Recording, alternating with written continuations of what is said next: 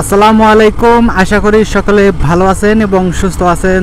আজকে আমি আপনাদের সাথে আর একটা নতুন রাইডিং ভিডিও নিয়ে আপনাদের সাথে হাজির হলাম। আপনারা আমার ভিডিও দেখতে থাকুন এবং আমাকে সাপোর্ট করুন, আমার সাথে থাকুন। আমার ভিডিওগুলো কেমন হচ্ছে সেটা অবশ্যই কমেন্ট করে জানাবেন। আর আমি এখন বাসার দিকে রওনা দিলাম, বাসায় চলে যাব। বাসায় যাওয়ার পথে আমার কিছু কাজ আছে শিশু মেলায়, মানে আমার পুরাতন যে ভার্সিটি আছে আশা ইউনিভার্সিটি, সেখানে আমার কিছু কাজ আছে। তো এখন আমি আশা ইউনিভার্সিটির দিকে যাচ্ছি, সেখানে কাজটা সেরে তারপরে আমি বাসার দিকে যাব। রাস্তাঘাটে দিন দিন যে পরিমাণ জ্যাম বাড়তেছে ভাই, বলার মতো না। আপনারা তো দেখতেই পারতেছেন রাস্তাঘাটের কি অবস্থা। অনেক কিছু পরিবর্তন করতেছে, রাস্তার ইউটার্ন চেঞ্জ করতেছে, নতুন করে ইউটার্ন চালু করতেছে, কিন্তু যাই করুক না কেন কোনো কিছুতেই কোনো কিছু কাজ হচ্ছে না ভাই। রাস্তায় দিন দিন জ্যামের পরিমাণ বেড়েই চলেছে। বাইকটা আমার কয়েকদিন আগে সার্ভিস করছি, তো সার্ভিস করার পরে পারফরমেন্স মোটামুটি ভালোই পাচ্ছি, খারাপ না। তবে সার্ভিসিং করার পরে মনে হচ্ছে আমার বাইকের মাইলেজ কম হয়ে গেছে, মানে মাইলেজ কমে গেছে। জানি না কী কারণে। সার্ভিস করলে তো মাইলেজ ভালো পাওয়ার কথা, কিন্তু সার্ভিসিং করার পরে আমি বুঝতেছি যে মাইলেজ কমে গেছে।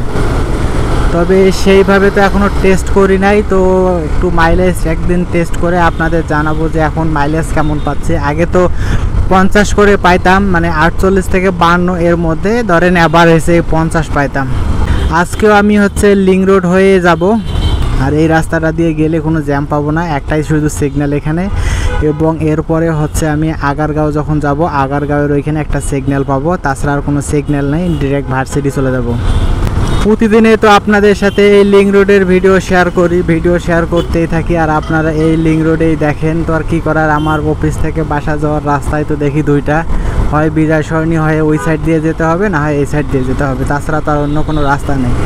আর অন্য কোনো রাস্তা যদি খুঁজে বের করতে হয় তাহলে ক্যান্টনমেন্টের ভিতর দিয়ে যেতে হবে। তো ক্যান্টনমেন্টের ভিতরে তো ভিডিও করা নিষেধ, আর না হলে একবারে ঘুরতে ঘুরতে মিরপুর হয়ে যেতে হবে, না হলে আপনার এদিকে ঘুরে ফার্ম গেটের ওইদিকে ঘুরে যেতে হবে। তো আমি এত সহজ রাস্তা থাকতে এত দূর ঘুরবো কেন, তাই আমি এই রাস্তা দিয়েই প্রতিদিন যাওয়া আসা করি। দেখতে দেখতে আমার বাইকটা প্রায় 4500 কিলো চালানো হয়ে গেল অলরেডি। তো 4500 কিলো চালানোর অভিজ্ঞতা আপনাদের সাথে একটা নতুন ভিডিও ক্রিয়েট করব, সেই ভিডিওতে অবশ্যই জানাবো। সেটা কোনো এক ছুটির দিনে, কারণ ছুটির দিনে ছাড়া কোথাও ঘুরতে যাওয়া হবে না। কোনো এক জায়গায় ঘুরতে যেয়ে একটা সুন্দর প্লেসে আপনাদের সাথে সুন্দরভাবে একটা ভিডিও করব। আর আজকে শুধু বাইক রাইড করতেছি, এই ভিডিও আপনাদের সাথে শেয়ার করতেছি। আমার সামনে আপনারা দেখতেই পারতেছেন যে প্রতিদিন যেটা দেখায়, এটা মেট্রো রেল স্টেশন, বিজয় সরণির যে মেট্রো রেল স্টেশন। এবং মেট্রো রেল স্টেশনের এই যে ডান পাশে আপনারা দেখতে পাচ্ছেন এই সাইডটা, এটা চন্দ্রিমা উদ্যান বা জিয়া উদ্যান, দুইটা নামেই পরিচিত। এখন আবার চন্দ্রিমা উদ্যান নামটা মনে হয় কেটে দিয়ে এখন জিয়া উদ্যান নাম করা হয়েছে। আবার কখন যে কি নাম করা হয় আমরা বাঙালি ভাই জানি না, বাঙালি তো বাঙালির মতোই চলি। কারণ এই উদ্যানের মাঝখানে মেজর জিয়াউর রহমানের কবর আছে, তো এই জন্য ওনার নামে এই উদ্যানটার নাম করা হয়েছে। তো লিং রোডে বাইক চালানোর মজা অন্যরকম, আপনারা তো দেখতেই পারতেছেন। তো কারণ এখানে সব বাইক একটা নির্দিষ্ট গতিতে চলে। এই যে এদিকে আপনারা দেখতেই পাচ্ছেন চীন মৈত্রী সম্মেলন কেন্দ্র, তো আমি এটার পাশ দিয়েও যাই মাঝে মধ্যে, আর আপনাদেরকে দেখাই। তো নতুন কিছু দেখানোর নাই, রাস্তাটা অনেক সুন্দর, আজকে ফাঁকাই আছে।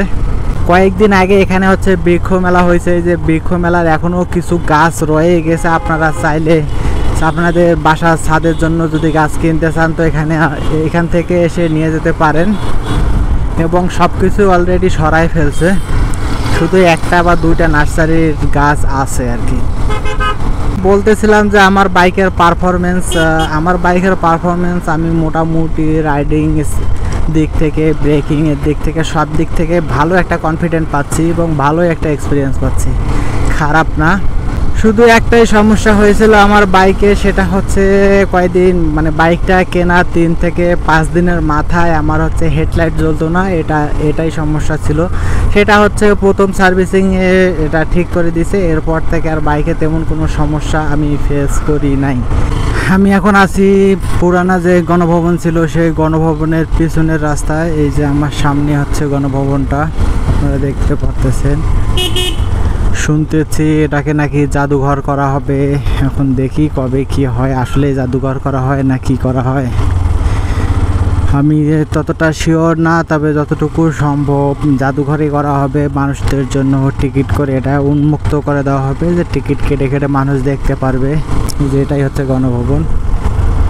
তো দেখতে দেখতে আমি এখন চলে এসেছি চৌরাহাটি হাসপাতালের সামনে, এবং এটাকে বলে হচ্ছে কলেজ গেট। যেটা আপনাদের বলতেছিলাম যে মেইন রোডগুলো এত পরিমাণে জ্যাম হচ্ছে, দেখেন কি পরিমাণ জ্যাম লাগছে। তো জ্যামের মধ্যে আপনাদের সাথে আর কি কথা বলবো, জ্যামের মধ্যে কথা বলার মতো মুড থাকে না, আর আপনাদের ওই জ্যাম জট দেখতে ভালো লাগবে না। তাই জ্যামটা শেষ হোক, তারপরে হচ্ছে আবার আমি আপনাদের সামনে আসতেছি ভিডিও নিয়ে। এই জ্যামগুলো মূলত লাগে বাসগুলোর জন্য, দেখলেন তো বাসগুলো কীরকম মারামারি কেউ কেউ কেউ কেউ করতেছে। আমি এখন আছি শ্যামলীতে। তো শ্যামলীতে এখানে বুথে কিছু কাজ আছে, টাকা তুলতে হবে। তো টাকা তোলার জন্য এখন বাইকটা রাখবো কোথায়, বাইকটা রাখার জন্য একটা জায়গা বের করতে হবে। যে পরিমাণে ভিড়,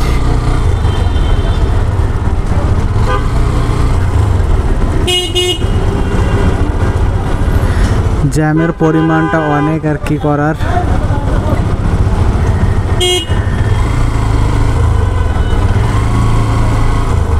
আমি বাইকটা এখানে রাখি।